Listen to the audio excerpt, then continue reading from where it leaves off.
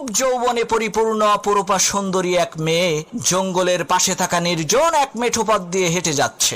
এমন সময় হঠাৎ করে প্রচন্ড বেগে ঝড় শুরু হয়ে গেল। তখন সেই মেয়েটি দেখতে পেল দূরে একটা ঘর দেখা যায়। এই ঝড়ের কবল থেকে বাঁচার জন্য মেয়েটি ওই ঘরের দরজায় কড়া নেড়ে সাহায্য চাইল।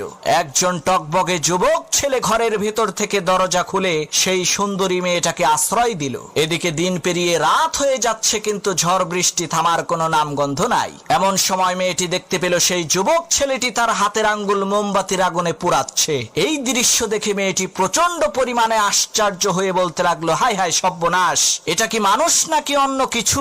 পরের দিন সেই মেয়েটি বাড়িতে যেয়ে তার বাবার কাছে সব ঘটনা খুলে বলল, কাল রাতে তার সাথে কি কি হয়েছিল। তখন সেই মেয়েটির পিতা সেই ছেলেটিকে এসে জিজ্ঞেস করলো, বাবা, গতকাল রাতে মোমবাতির আগুনে তোমার হাতের আঙ্গুল পুড়িয়েছো কেন? তখন সেই ছেলেটি বলতে লাগলো, চাচা, প্রচন্ড